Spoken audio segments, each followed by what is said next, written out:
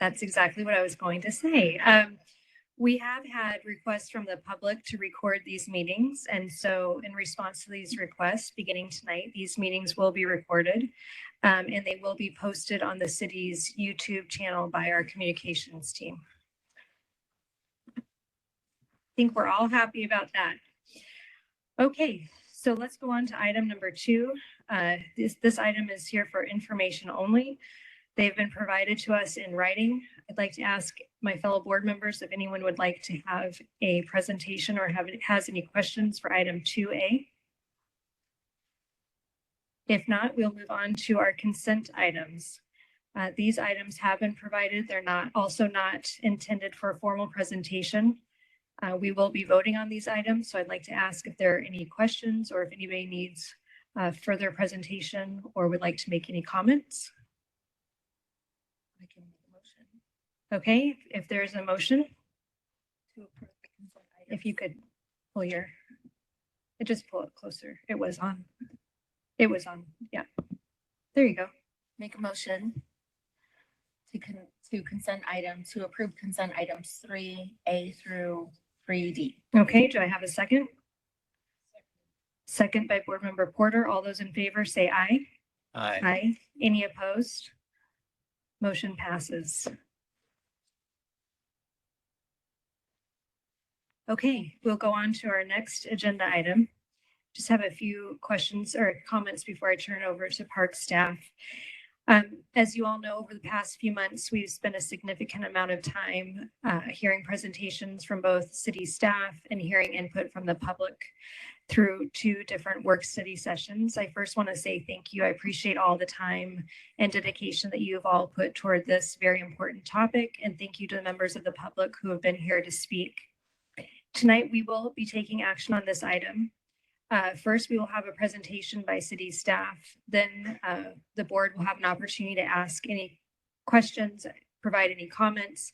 Then we'll turn over to members of the public. You will each be allotted up to 2 minutes of time to provide your feedback. And then we will come back to the board members to take a final vote. As I have said, we want to have a respectful and constructive conversation. I've really appreciated that is how these last 2 meetings have gone. And so I hope that we can continue to see that again tonight. And with that, I will turn it over to Director Aguilar. Thank you.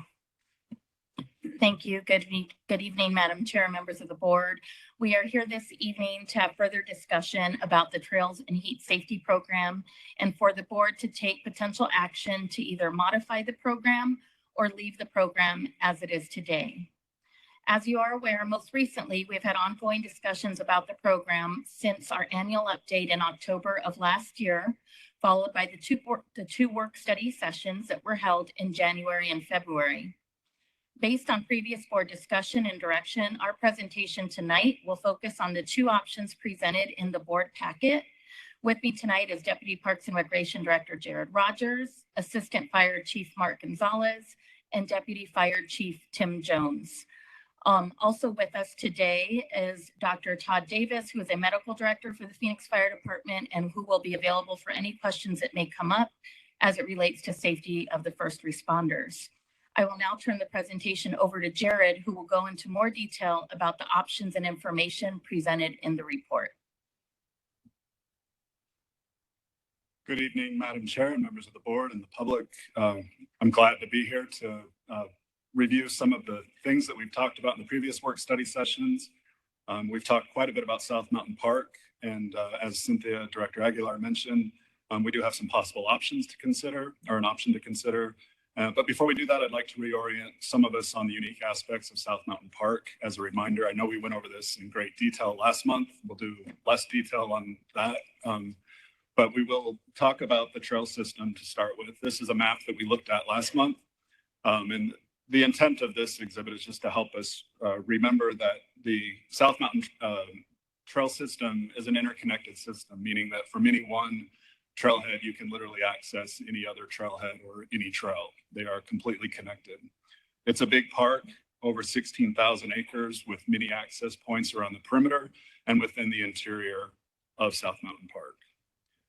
When we met last month, We also discussed the difficulty ratings of trails, along with the rescue pings that fire was able to get out of the data that they have available. The individual points on this map show the locations of rescues around the park. And the dot point symbols that you can see, whether it's a black diamond or a blue circle, correspond to the difficulty rating of the closest trail difficulty rating.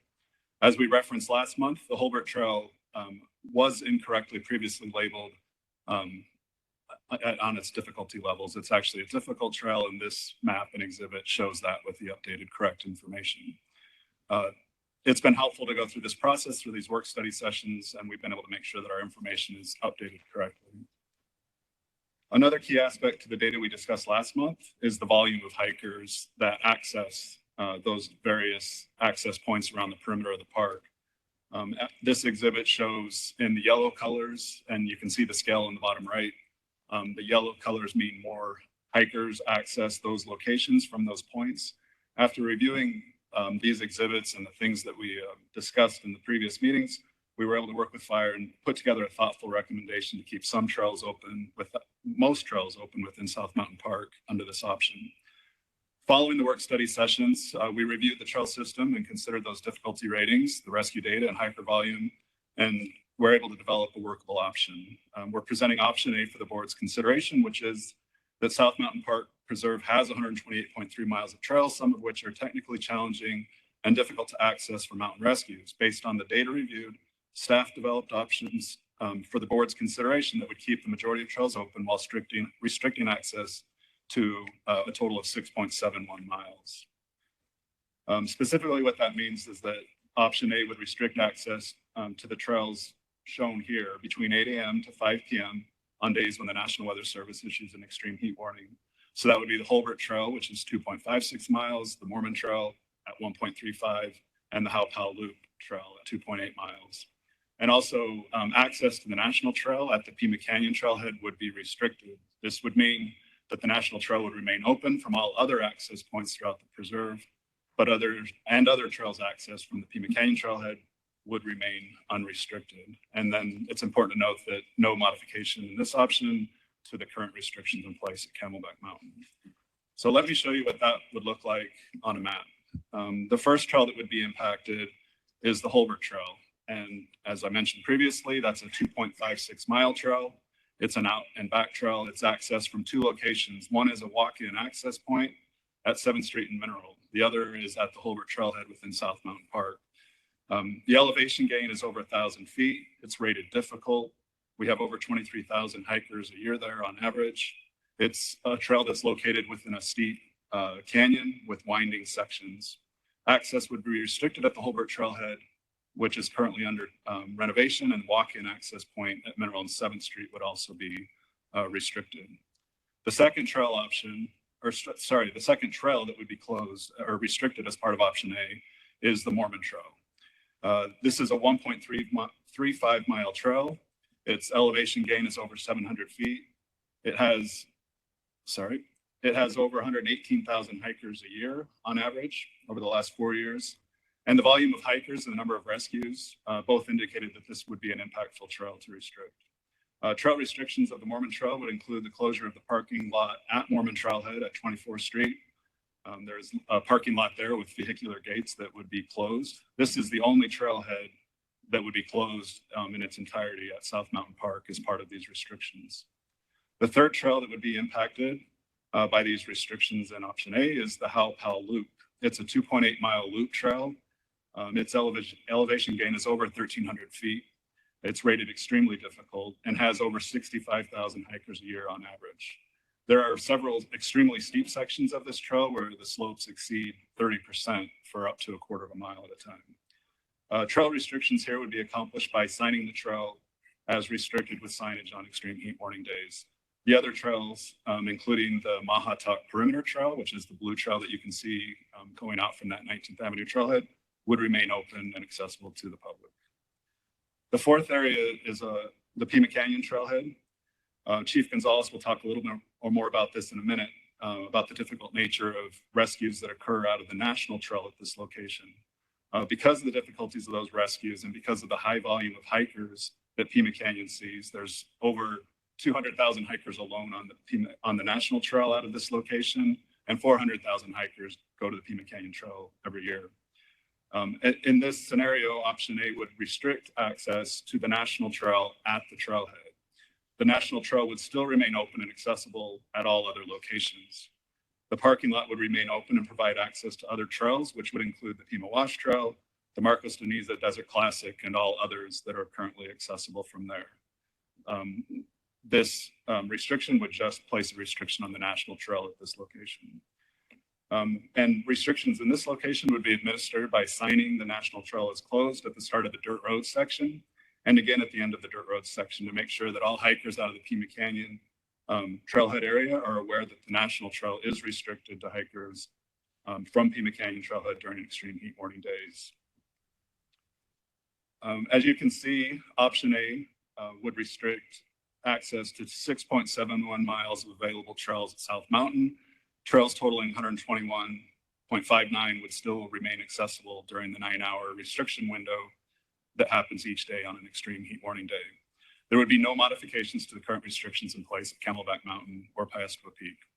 Now that I've given an overview of the trails that would be restricted as part of option A, I'll turn the time over to Chief Gonzalez for more info about the trails that would be impacted. Hey, Madam Chair, members of the Parks Board, good evening. Thank you for having me and hearing a little bit of the fire department's perspective on some of these. May be a little redundant, but I'll explain the difficulty in getting to a patient and then retracting them from that. So we are looking at Holbert Trail. It is a 2.56 mile difficult rated trail with 1,020 feet of elevation gain. From a mountain rescue perspective, hiking up to a patient with again, the 40 pounds on average of gear, then extricating a patient using a big wheel operation can be labor intensive and take an extended amount of time.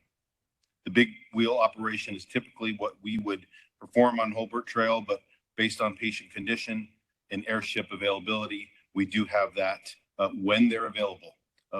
As an example, this week, the airship is unavailable, so it would not be an option. On Mormon Trailhead, this is a 1.35 mile difficult rated trail with 766 feet of elevation gain, featuring a mix of smooth inclines and rocky uphill climbs. Again, ingress and egress on this trail is highly technical. Again, with the addition of the equipment, resulting in a difficult big wheel rescue operation with an extended amount of time both ways, in and out. The How Loop Trail is a 2.82 mile loop with 1,324 feet of elevation gain, rated extremely difficult. The trail would be another extremely difficult rescue for our firefighters hiking in with that gear with an extended amount of time for extraction. The Pima Canyon Trail, which provides access to the Blue Diamond moderate difficult rated national trail on the east side of South Mountain, a 1.25 mile service road from the trailhead, can be used for firefighters could be used for firefighters when we have a park ranger or brush truck available. It's not always available, but we do take advantage of that to utilize that drive. Otherwise, it is a long hike into where the trailhead begins. National Trail is similar to Mormon Trail with steeper gains and rocky terrain. The section above, highlighted in red and yellow, is where the service road ends and the trail begins. The primary rescue section extends approximately 3/4 of a mile beyond the service road with a 400 feet of elevation gain. In addition, mountain rescues on the National Trail from Pima Canyon Trailhead can occur deep into the preserve. These rescues can be complex due to the depth into the preserve, extending patient care and extraction. Pass it back over to Jared. Thank you, Chief Gonzalez. And as Cynthia mentioned previously, a second option, or option B, would be to keep the existing Phoenix Trails and Heat Safety Program unchanged with no modifications to the current restrictions in place at Camelback Mountain, Piestewa Peak, and South Mountain Park. and preserve. Regardless of any motion taken tonight, the department intends to move forward with some additional next steps. The first one would be to update the existing, as we talked about previously, Take a Hike, Do It Right campaign. The campaign is now 10 years old.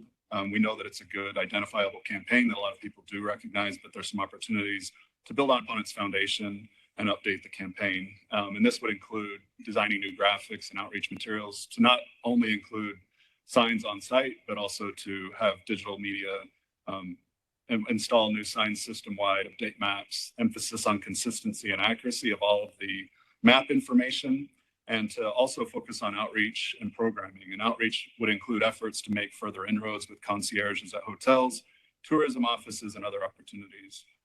Educational opportunities would specifically include programming, increase volunteer-led efforts to teach and raise awareness for all hikers. We also want to continue to promote park steward volunteer efforts. We're pleased to continue work with the Office of Heat Mitigation at our weekend and other time outreach efforts at trailheads. We also want to make sure that we find the right balance between having our volunteers have an impact with public safety and make sure that we're looking out for their safety as well. We also want to continue to research technology to include real-time closure data and information to all those who might be impacted by the restrictions and other enhancements to trail user experience. So we've placed option A and option B back on the screen for ease of reference. And with that, I'll turn the time back over to Cynthia. Madam Chair, members of the board, that concludes our presentation. We'd be happy to answer any questions. Great, thank you. I do have a few questions that I'll ask and then turn over to my fellow board members, if that's okay. Jared, some of this may be redundant to your presentation, but I would appreciate if you would just answer some of these questions.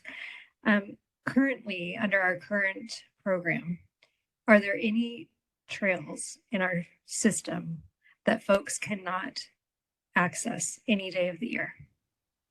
Madam Chair, members of the board, yeah, currently 365 days a year, all trails are accessible at some point during the day. Typically, that means between the hours of 5 a.m.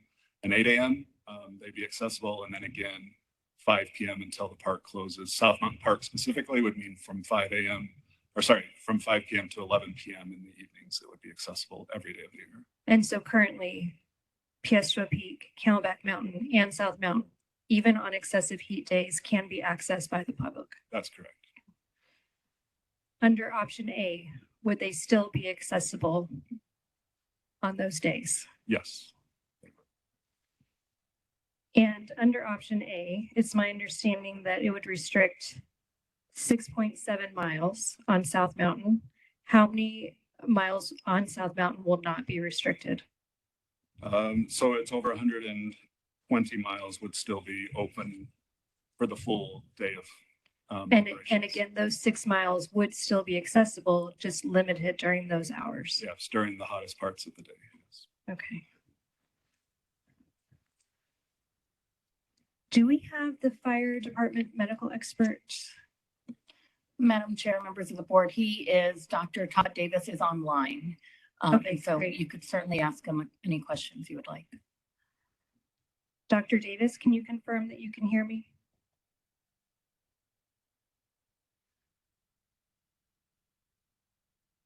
Dr. Davis, if you can unmute, we would appreciate it.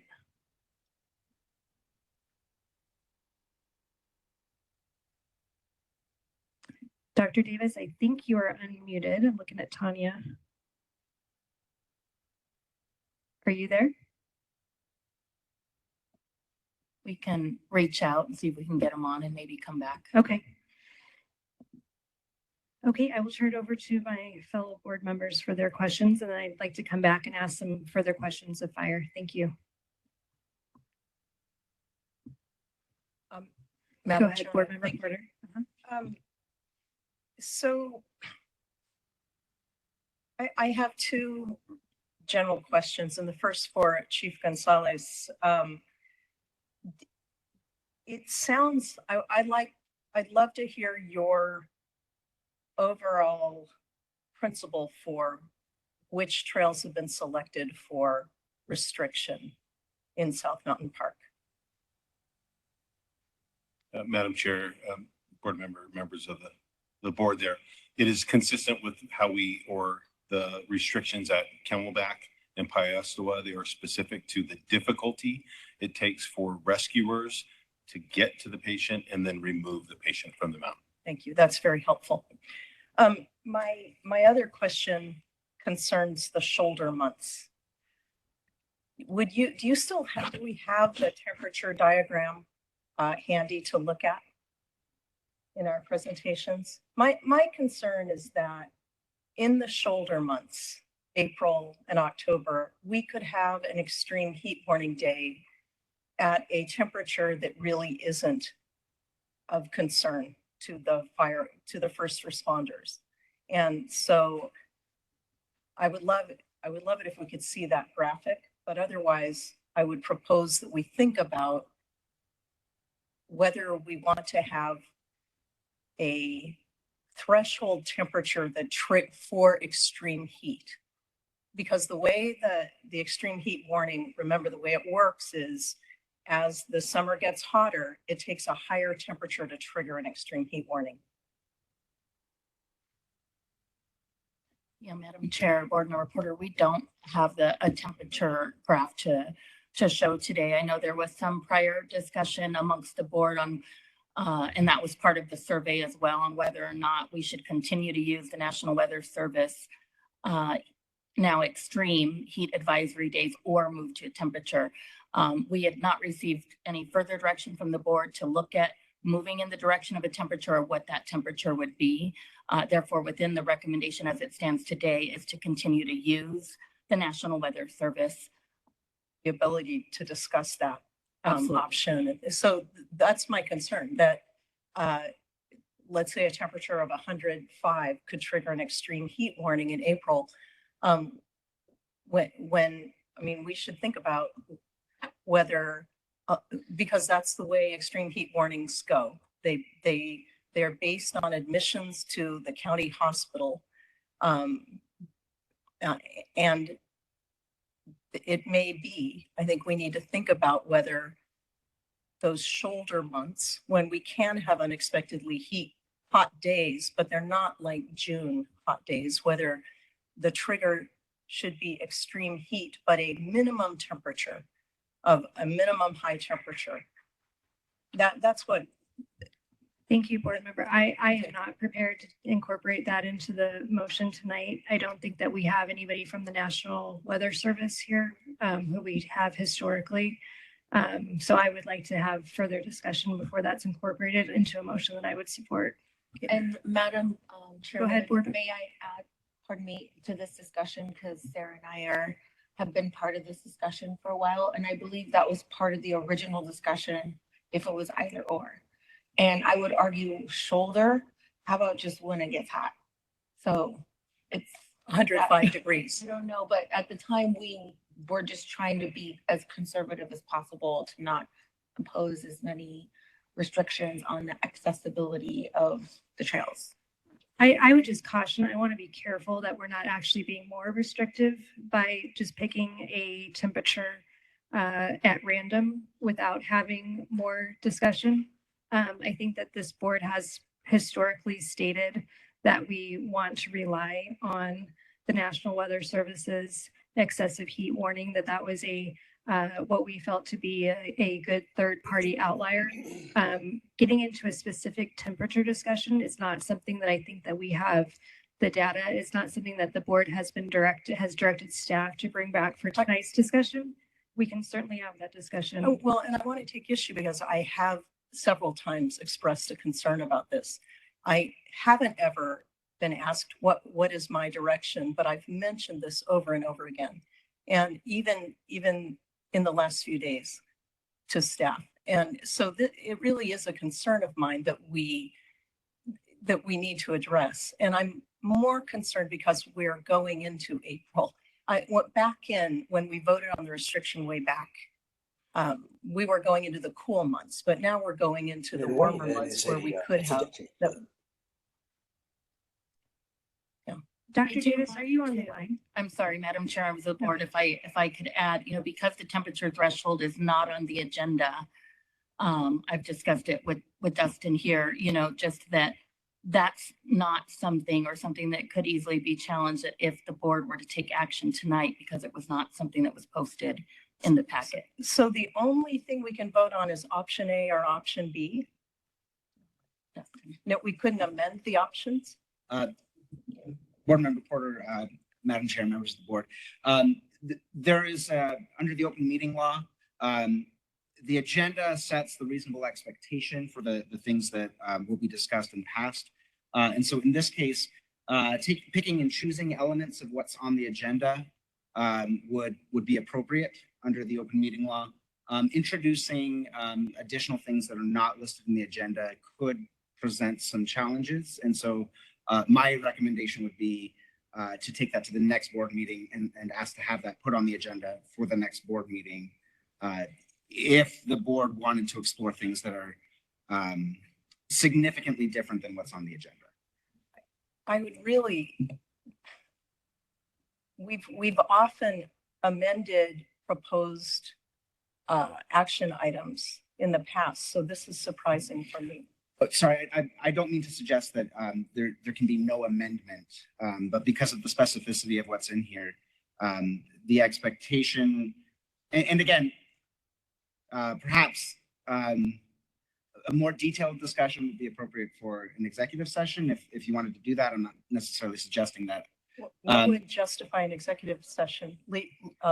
Legal? If you could please remain silent in the audience, you will have time to express your opinion, I promise. Thank you.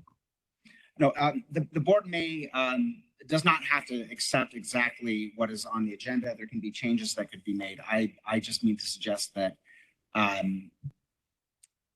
whenever it is a better practice under the open meeting law, if there's something that is drastically different from what's on the agenda, when there's a specific proposal in the agenda, to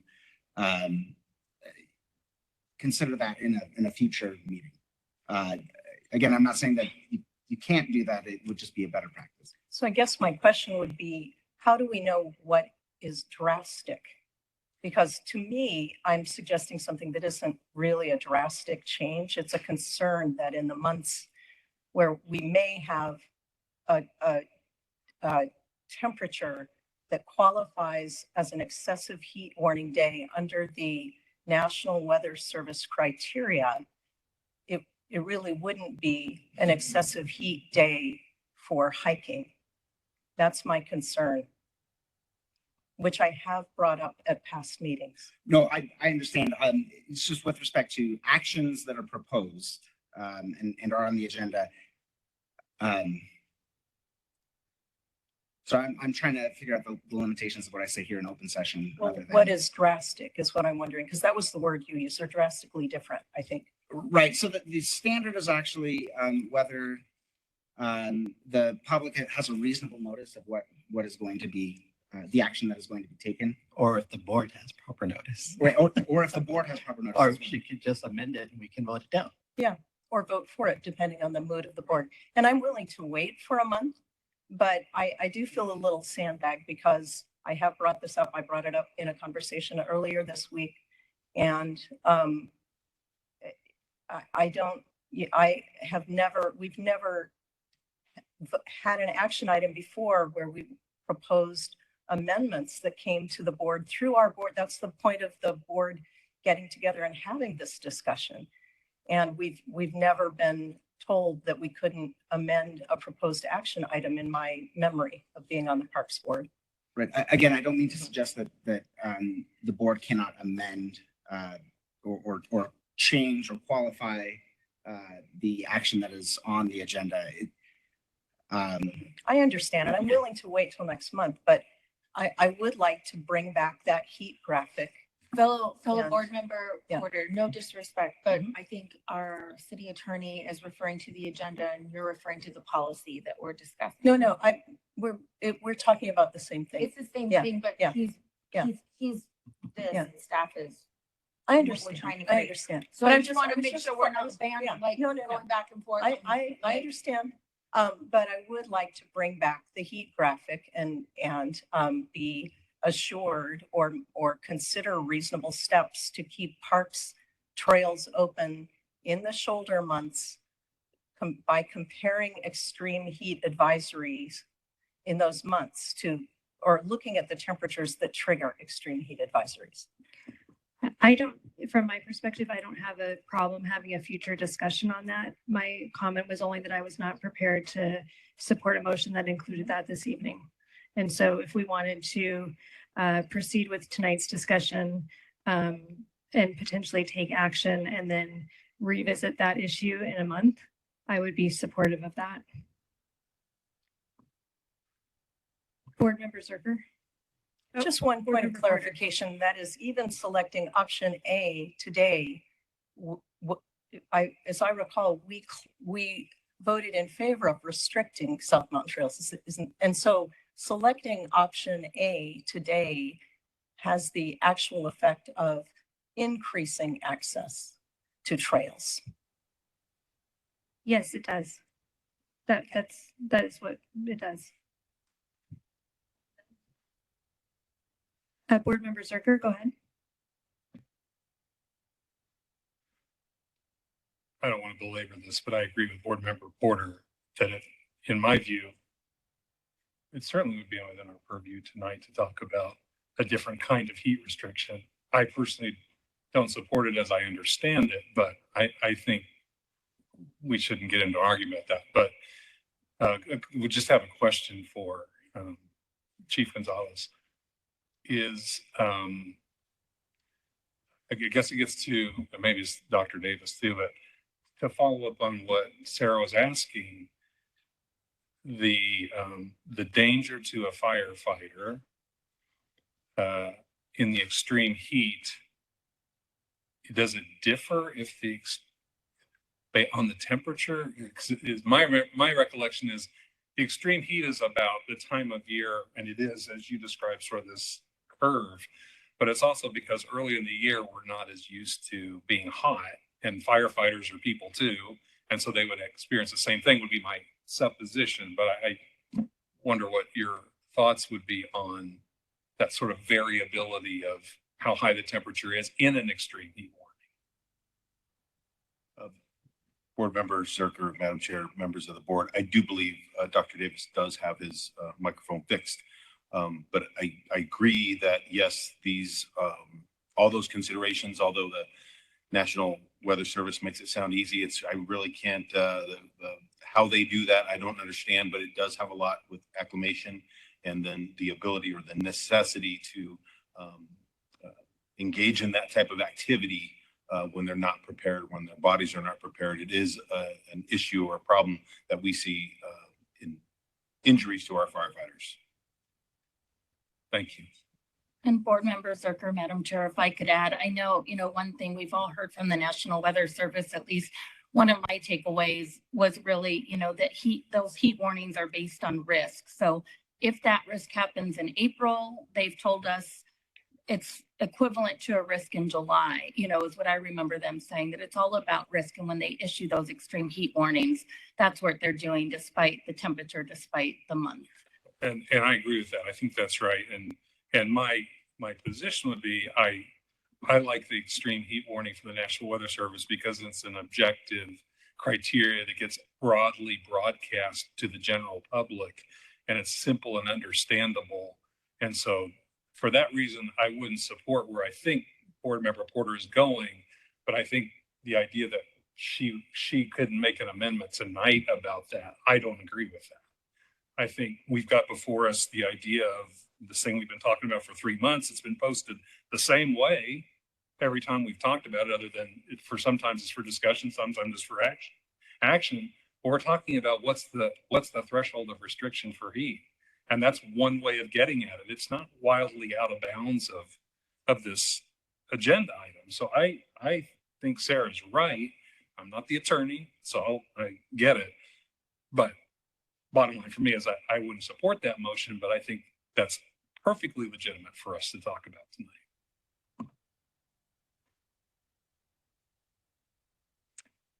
Okay. Any other questions or comments from members of the board? I have a Board quick Member Moya? question. Yes, can you go into more detail on what the heat mitigation team will be doing, and have they done it before, and are there specific trails that they will be? Yeah, Board Member Moya and Chair Dalton. So we team up with our park stewards and with the Office of Heat Mitigation at specific trailheads on the weekends throughout the summer months, typically May through September. They go out there with water bottles. They go out there with the intent to educate people when they come across people who may not be prepared for a strenuous hike with water or other things. And they engage with the people and say, hey, you know, here's some good ideas, some good tips to make sure that your hike is going to be safe. They have some knowledge about the trails that the people might be about to engage in. And so they can suggest maybe a different route, or suggest maybe do it early in the morning or wait till this evening, especially if you're not acclimated to the temperatures. So that they do that. It's public outreach, it's opportunities to engage with hikers. And we look forward to more opportunities to grow that. I know that some of the people here that'll probably make comments later have actually signed up for that, which is fantastic. We're always looking for more people to participate in those types of outreach efforts. And Madam Chair and members of the board, and back to board members or first comment, you know, and something I was discussing with Dustin, that is the legal advice that's been provided, but the board can certainly choose to proceed with, you know, making an amendment, having a discussion about making amendment. If Justin said, you know, if it needs to be ratified at a future meeting for any reason, we could certainly do that. And so to board member Zerker's point, that's something the board can still proceed with. It's just a matter of legal advice that we received this evening. Thank you. And to that point, Board Member Porter, if that's an amendment that you would like to make at the time that a motion is made, feel free to go ahead and do that. I voiced I'm not prepared to support that at this time, but that doesn't mean that you can't make that motion or amend it.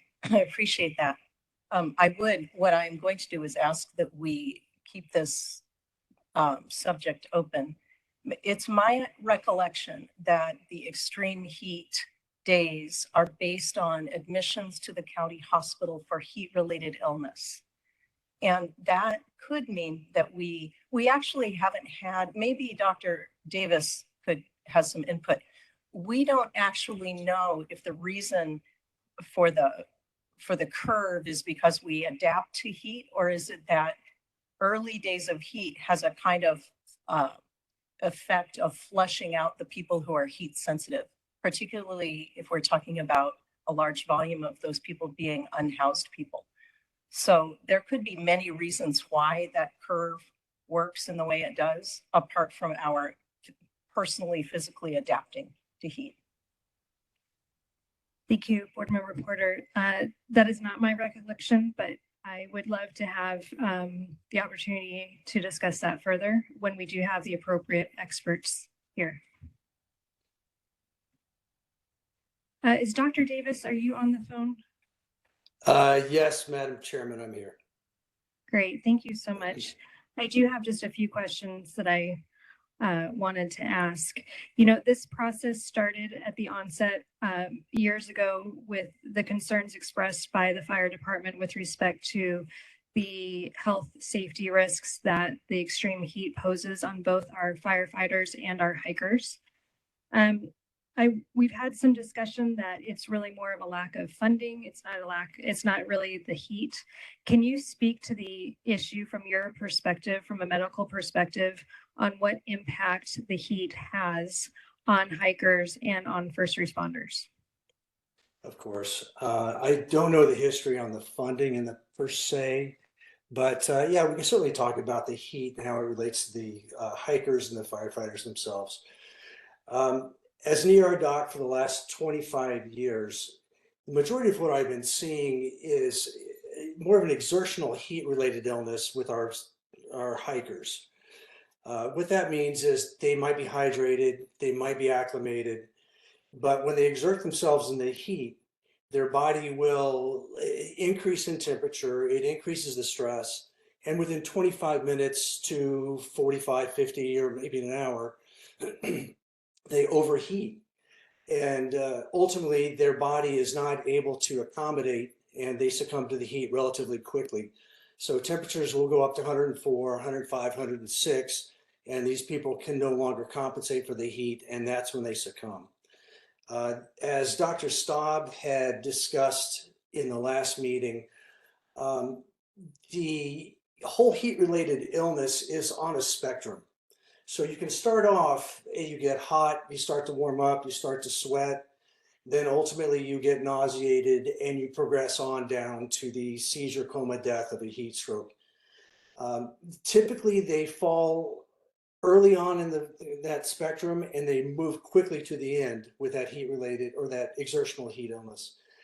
The firefighters, to their, I don't know, maybe to their detriment or to their training, they're more acclimated to this. They train in full turnouts early in the season to be used to the heat.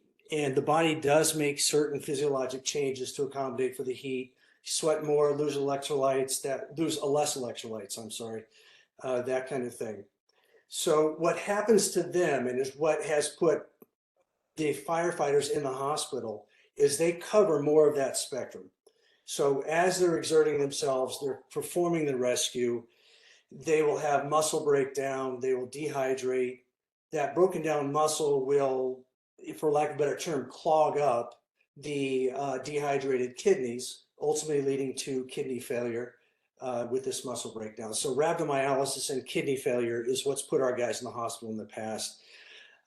They can also succumb to the exertional heat-related illness, but they don't do it quite as often. The one thing that we also saw, once I reviewed a couple cases, was the thought that they exert themselves just as much as these hikers that end up in trouble, but then they also have to get themselves back to where they started. So they're actually using twice the energy and spending twice as much time in the heat than the average hiker that's out there. So in the end, it is very detrimental to these firefighters. Thank you, Dr. Davis. And a follow-up to that, if a firefighter has to execute one rescue a day versus multiple, does the heat still pose just as much of a danger for one rescue?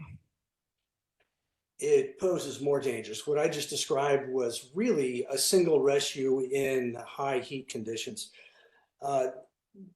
Once they're exposed to the heat to that level, each subsequent exposure or each subsequent time out to rescue somebody is exponentially worse. Thank you. Something that's also been discussed, raised, but I'd like to hear from your perspective as a medical expert. We've heard that the helicopter does not operate in extreme heat. This is something that I don't know that a lot of members of the public are aware of. Can you explain the risks? If you have a patient that is in need of being airlifted, I assume that that means that there are injuries warrant immediate attention. And I understand that situations are unique, but can you explain, or in general terms, speak to the difference between being able to get that hiker off the mountain via airlifting versus having to take that hiker down the trail instead, and what risks that might pose? Of course. The big difference, of course, is time. I'll leave it to our technical rescue specialists to talk about when the aircraft can airlift a patient and when they can't. But you're looking at, they package this patient up, they put them in a helicopter and they're gone. Aside from that, what you're going to have to do is you're going to have to transport these people off of the mountain. And it's not just walking down the mountain, it's whatever these firefighters have to do to get them down. And usually it's on a basket or they're on a large big wheel. And the biggest problem is going to be a significantly increased time to rescue. Although they can perform some life-threatening treatment, they can't do nearly as much as getting them off the mountain right away. So you're looking at least 3 to 4 times the time before these people can actually hospital or get to the back of an ambulance. Thank you. Those are all the questions I have. Do any other members of the board, before we hear from the public, have any other questions or comments? Board Member Bustamante? May I? First, just kudos, Director Aguilar, park staff. I've been on this board for a while and my family's been here since Territory Day, since before the Gadsden purchase. So I love everyone that claims all the spaces that we all co-create. And being the staff of the biggest park system, public park system in the United States of America, it is no small feat to manage public parks, swimming pools, golf courses, community centers, public spaces, as well as ancient mountain preserves. So thank you for your stewardship and thank you for your advocacy. We as volunteer board members, it is an honor to serve our community. We are just as passionate as everyone in the audience. And I just want to make sure that that is known. And I also want to show respect to other sensitive areas that are sacred and special, like oceans and mountains that have snow. I feel like we keep on need to be reminded about the fact that this is not a total closure of everything all across the land, just the most sensitive bits, a few miles. And if you were going to go surfing anywhere in the world or skiing anywhere in the world, you would abide by the advocacy and the warnings of public safety. So again, I totally respect everything that park staff does. I respect all y'all because you guide the policy. We're all in this together. Director Porter, climate discussion is a total thing because who knows, because it's hot already. So I think the point is that I definitely, Chairwoman, support the item as it is, as recommended by staff. And I just wanted to say that we're all doing this together and this isn't the stop. This is the continuation. So thank you. Thank you so much. If there are no other comments, we will go to members of the public. First, we do have just a few. Jerry Couple, you have 2 minutes, followed by Scott Davis and John Bowden. Go ahead, Ms. Couple, you have 2 minutes once you get to the podium. Thank you so much. Thank you to the city staff and board for taking a scalpel rather than a chainsaw to this issue. I support option A. I think this is a really wise and well thought out plan. I hike these trails all the time, at least 5 days a week, and I agree. And I see the rescues. Again, from my backyard, I can see the Pima Canyon trailhead. And I can see when the emergency vehicles are there. And it seems like having a plan where the most at-risk people and most at-risk places are targeted is that sounds reasonable to me. I just wanted to emphasize that I do like the fact that you're also talking about more outreach. And I wanted to add, if that marketing plan basically to educate people about the risks and the proper way to hike could include social media and traditional media. I think that would be important. I also would like to know what the penalty would be and how the city would be policing the trails. Are they just going to close the gates, or would people get warnings? Would people get tickets? I'm just curious. I'm definitely not going to be out there on those high-risk trails over 100 degrees. I can guarantee you. I'm just curious. But thank you very much for your thoughtfulness in this sensitive issue. Thank you. Thank you very much. Scott Davis, followed by John Bowden.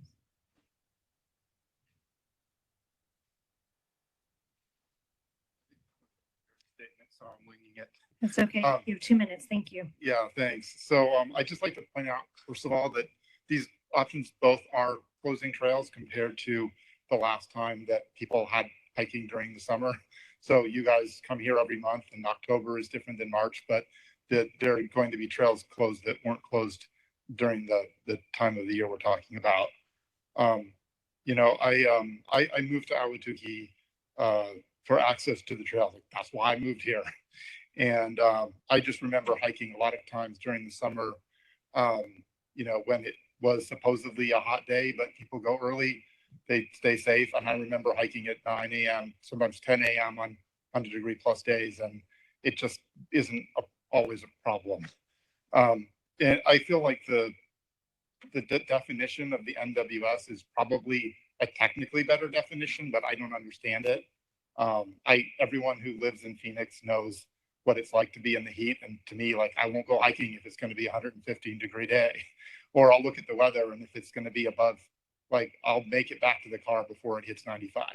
That's what I know I can deal with. But when it's like these sort of random things that come from a government agency, like, people don't know. I mean, even in the previous closures, like, I remember, they closed it to dog walking, and I remember walking my dog at like 7 a.m. It was 70 degrees, but it was 100-degree high. Am I going to get a ticket? I don't know. There's some sign about dogs, and I don't know what the rule is. So in whatever it is, I think you need to do a better job than whatever you've been doing to educate people. If there's like a sign, maybe put a QR code that people can scan and have it like a site they could look up when it's going to be closed. Just locking the trailhead with or without any actual legal restrictions will probably keep out most hikers, because they'll show up, especially inexperienced hikers. They'll just show up and it's locked and they'll turn around. Great. Thank you. Thank you so much. John Bodden, followed by Tim Sierakowski.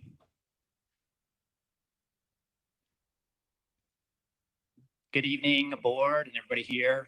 It's good to see you again. I think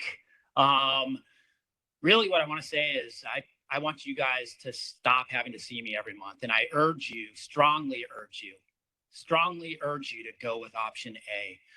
You had experts here, your own staff, that put these options together. They're good options. Option A is what I'm talking about. They put together information stating that the fire department will reduce the number of rescues that they have to deal with on the harder trails, Holbert, T-Bone, or Mahatuk, or whatever that one's called, along with Mormon.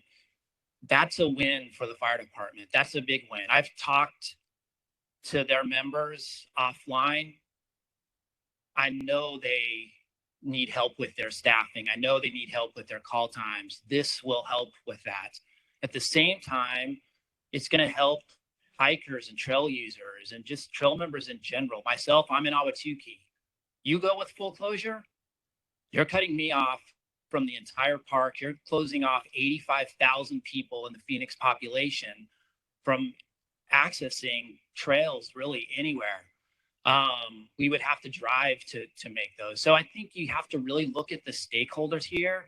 You're still giving access to trail users in South Phoenix. There's a lot of options there, but you're obviously closing off those trails that are harder. Let's face it, right?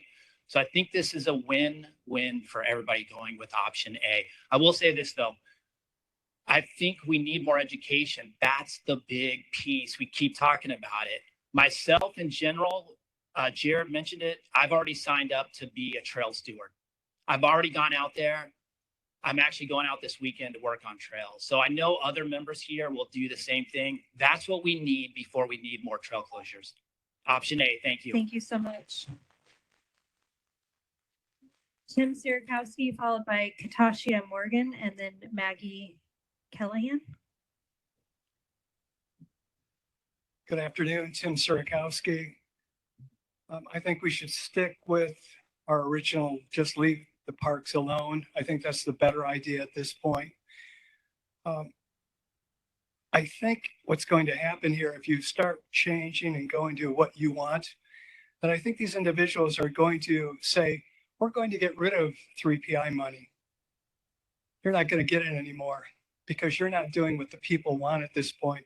And if you don't have 3PI money, you're not going to have a park system.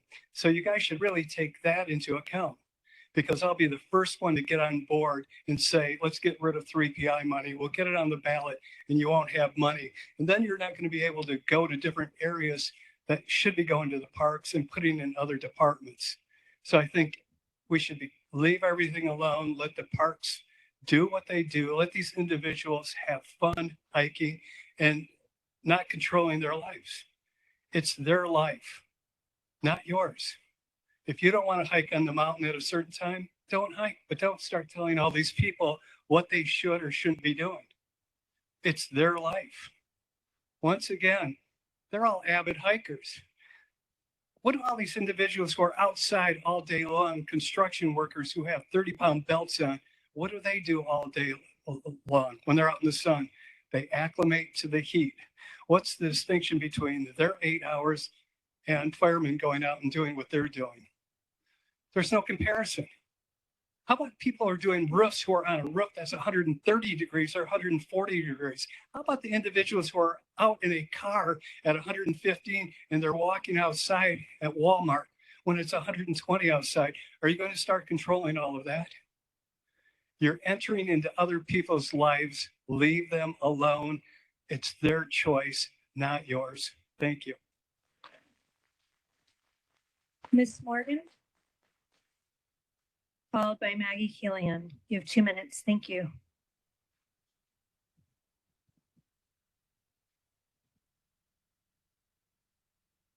Thank you for this opportunity to speak. I've been in Arizona since '99 and have been hiking our trails ever since. Hiking is my mental medicine. It's my way of escaping the hustle and bustle of a busy life and hitting the reset button. I'm in a different world when I'm out on the trails. I love being out in nature, spotting wildlife, hearing sound, and love all the benefits of hiking, physical and mental. I hike mornings, afternoons, and evenings, depending on the day, and am on trails year round, summer months included. My body is very well acclimated to hiking in triple digits. I've been doing it for many years now and know how to hike safely, as do all of us that enjoy the trails regularly. I certainly understand the importance of keeping our first responders and the public safe and minimizing rescues. Education is a great start. It's not typically experienced hikers that are being rescued unless, of course, there's an unforeseen occurrence.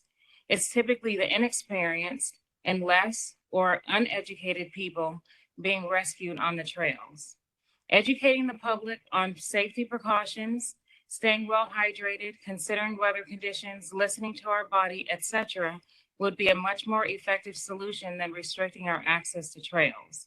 This would only result in uneducated people continuing to hike unsafely, and we will continue to see preventable rescues throughout the year and outside of any restricted hours. Education, however, would result in more informed hikers on the trails year-round, which would naturally help reduce the number of tragedies. I frequent trails all along South Mountain, so I'm all for being a part of the solution, even volunteering my time to help in these efforts. I certainly don't want restrictions placed on hiking trails when we have access to trails, no matter the time of the year. Thank you so much. Thank you so much. And our final speaker is Maggie Keelan. You have 2 minutes. Thank you. I spoke last time extensively about starting a permit system here. That seems to not be on the table, which is totally okay. I agree more education is most important. I agree option A is an improvement over option B. However, from the data presented last time, to me, it seems more like an issue of metrics and funding for the Phoenix Fire Department. If they don't get a 5-minute and 20-second call, then they're going to lose their funding, which is a valid concern.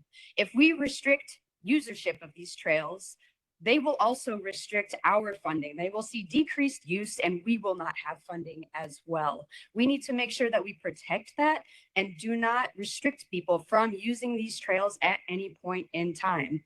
I propose that the board uses their unique position in our society, your unique position of privilege, that the fire department, people love firefighters for good reason, use their unique position of privilege in our society to take this issue to the city council, to the board of supervisors, and to the state legislature and tell them to stop being complacent, performative squabbling over the real people in our society that are vulnerable to heat stroke, the homeless.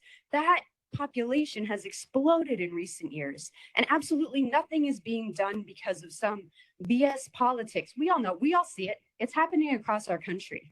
Budget cuts for social programs are also happening across the country. We don't want to see that for the fire department. We don't want to see that for the parks. And you all of us as individuals have the responsibility to take the right path, not the easy path, and to use the privileges that we have to stand up and say, enough is enough. Let's stop slapping a Band-Aid on the issue. Let's actually solve the problem. Thank you. Thank you. Seeing that we don't have any additional comments from the public, I would like to turn it back to my members of the board for any questions, comments, or if they'd like to make a motion. Board Member Zerker. I just have a question. I thought it was a really good question that was asked by one of the speakers, and would help me to understand. If you could, maybe Jared, you know this, what are the penalties and enforcement mechanisms for our restricted hours or other park rule violations? I guess they're all kind of treated the same, yeah? Yeah, Board Member Zerker and Chairperson Dalton, members of the board. So if somebody was off or on trail in a time when the park was closed, if they went out there at midnight tonight, potentially they could be cited for being in a closed park, and they could face fines. They could be trespassed from the park. Our park rangers have that in their toolkit. So I will say, up to this point, with all the restrictions in place, this has not been a big reoccurring issue at the other locations. We've been really appreciative of the public for generally respecting the restrictions that are put in place by the board and the policy. So going forward at South Mountain Park, the same would be true. We would lead with education. We'd let people know about the restrictions. If somebody was going to continually try to, get on trail, those penalties would be available to us to potentially cite somebody for being in the trail when in an area where they're not supposed to be at a time they're not supposed to be, and could trespass them from the entire park potentially. So just to be clear, it is not police officer enforcement. It is a violation of park rules, which has citation and park ranger enforcement. Yes. Thank you. Can I ask a follow-up? I would assume that the code of conduct procedures would be in place here, which we, labored over. So it would involve educational contacts before there was a citation.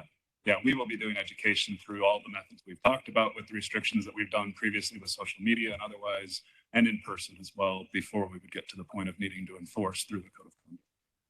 Board Member Zerker, did you have any other questions? No, I don't. If there are other questions, I do want to make. Just a clarification to Board Member Zerker, for the rest of us were on here when we did the code of conduct.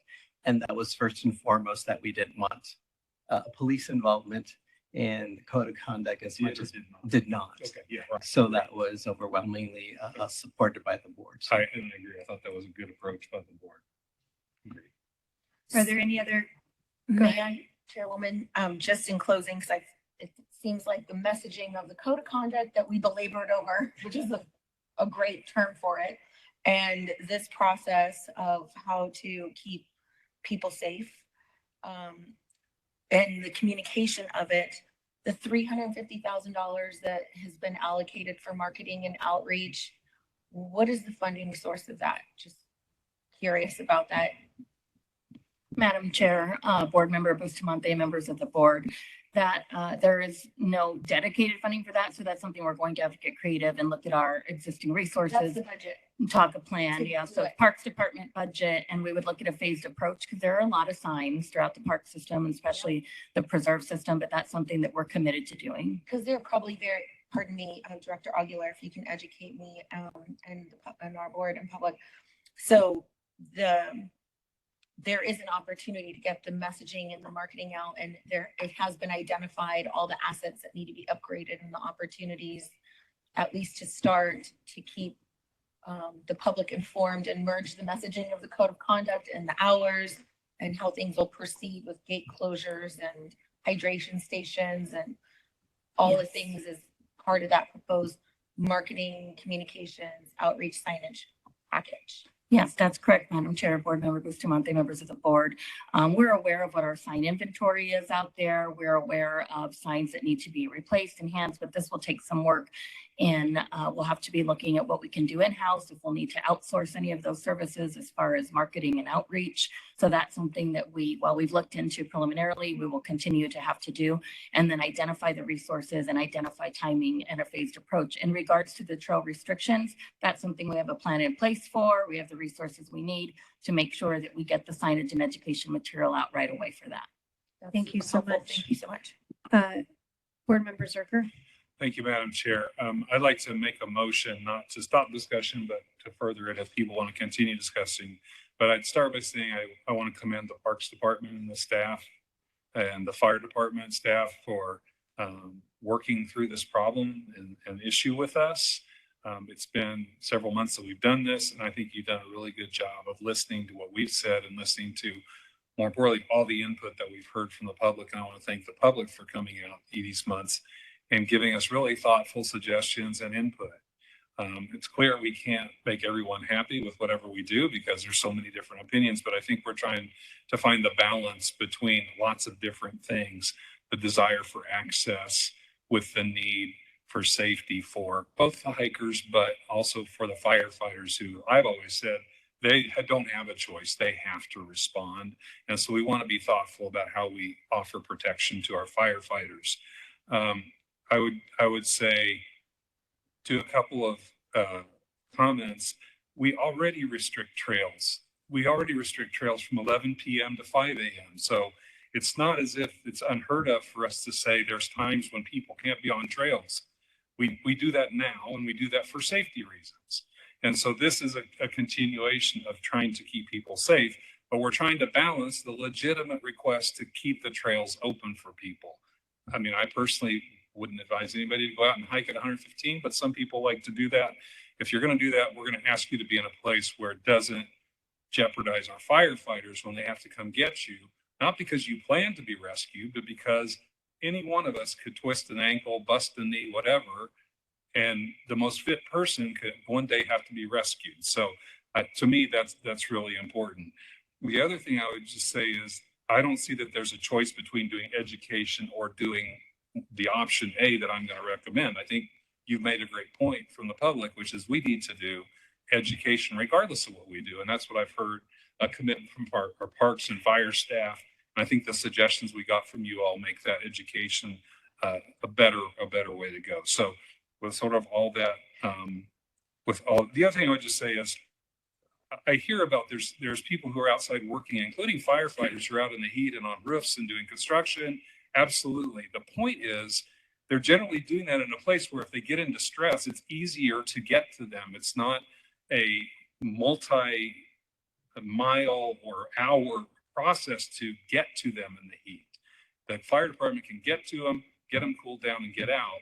That's different on the mountain. So I think those are all really important distinctions for me. So with all that said, I would move approval of option A as presented to us, which includes restricting access to select trails at South Mountain Park Preserve year-round from 8 a.m. to 5 p.m. only on days when the National Weather Service issues an extreme heat warning. And those 4 trails were articulated as Holbrook, Mormon, Howpal, and access to National Trail from Pima Canyon and then not modifying our other current restrictions. I would make a motion to adopt that and understanding that the Parks Department is also going to pursue the signage refresh and the education and volunteer efforts as outlined. We have a motion from board member Zerker. Is there a second? Second the motion. Okay, we have a second. Is there further discussion or are we ready for a vote? I just would like to explain my vote, which is this is a vote to expand access at this point to the trails. I agree with everything that board member Zerker said. I really appreciate all the work that's gone into this, and I particularly appreciated the kind of combined look that the fire department and the parks staff took to use precision to identify the trails that are really the big problem trails. But to me, this is primarily, it's not about keeping people safe from their crazy choices to go hiking in extreme heat. It's about making sure that we're not asking our first responders to take on truly unreasonable burdens. And for that matter, probably some rangers too. So I do appreciate that work very much that you did your best to determine what are the trails that really are the risky trails. So thank you for that. Thank you, board member Porter. So again, we have a motion and a second. No other comments. I'd like to ask for a vote. All those in favor, say aye. Aye. Any against? Motion carries. Thank you so much. Okay, we are now on to agenda item number 5, call to the public. We have 2 speakers in person and we have 1 speaker virtually. Tim Sierakowski, followed by Jerry Van Gass, and then we will get Michael Norton on the phone. Thank you.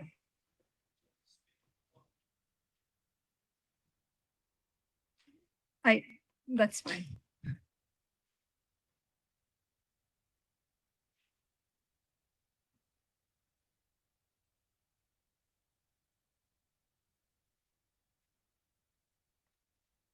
Good evening, Jerry Van Gass. We spoke last night, city council meeting. I have a handout here for the board members. We have somebody. I believe we have these. Thank you so much. Oh, you have those. Okay. Yeah. So I'd like to, first of all, go ahead and pat yourselves on the back. Because these last 3 meetings were never going to happen because you thought you could pass this at that October meeting. Unfortunately, there were a couple of us from the public here. Consequently, you've had these meetings. I don't know. I just want to clarify. I don't know during call to the public that we can speak to a posted agenda item. It's not posted. Are you speaking to the heat trails issue? Yes, I'm speaking to South Mountain Park, period.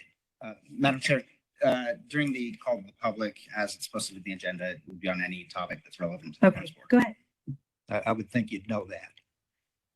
So consequently,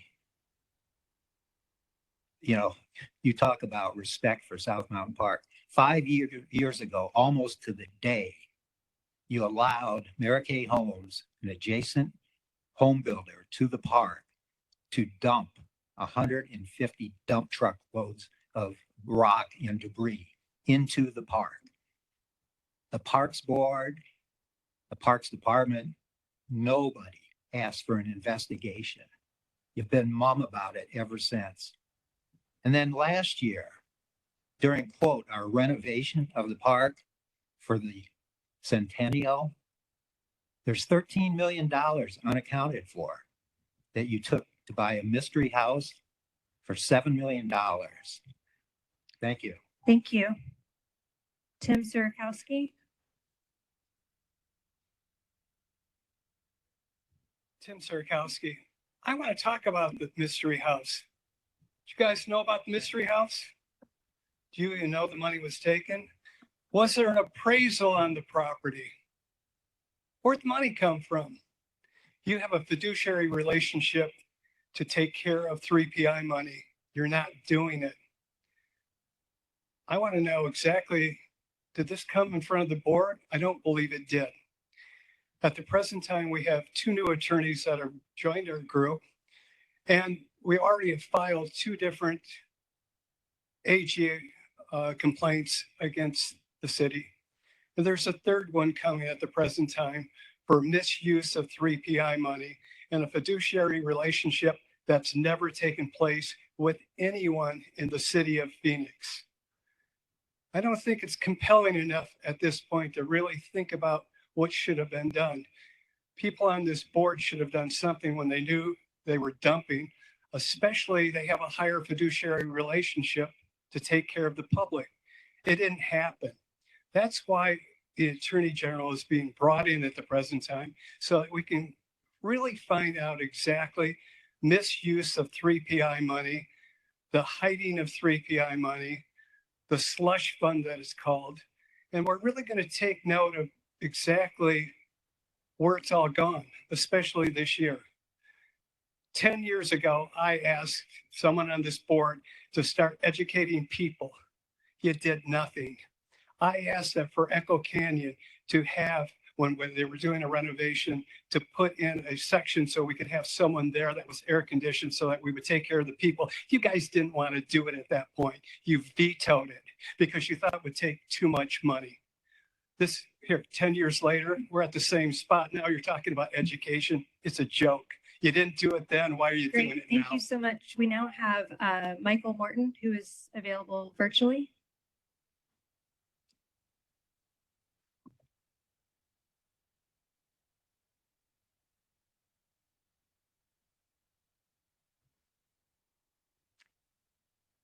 Michael, are you on the line?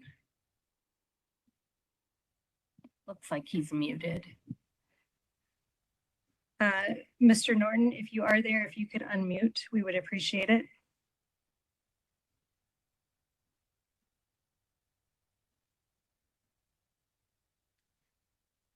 Mr. Norton, this is your last chance.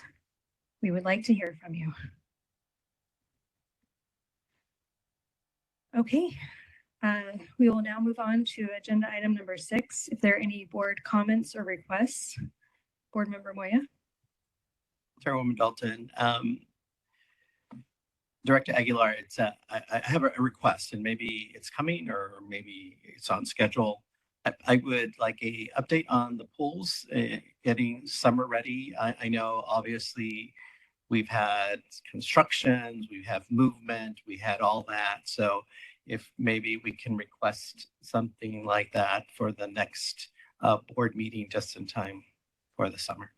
Board Thank Member you. Boya, Madam Chair, absolutely. That's something we have planned for April, and it'll be exactly that, a summer program update about community centers and pools.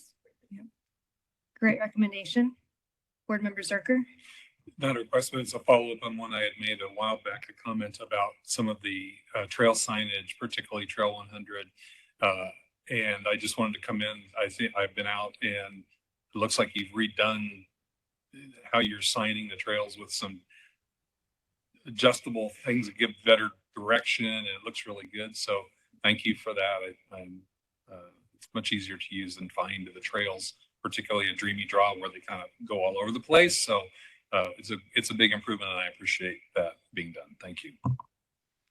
Great. Any other board comments or requests? May I, Chairwoman? Go ahead. Golf program. Love the golf program. Also, I'm gonna say it's not nice of y'all who maintain the greens to make them so slick at Encanto. But thank you. It's making the challenge. No. Once you get up there, it's like PGA. They put the pins. Anyway, so affordable. It's so beautiful. Everyone raves about our municipal courses and come here and mix it up, especially this time of year. And that city pass is awesome, especially for beginners. So thank you. Great. Thank you. We're ending on a positive note. The meeting is adjourned. Thank you, everyone.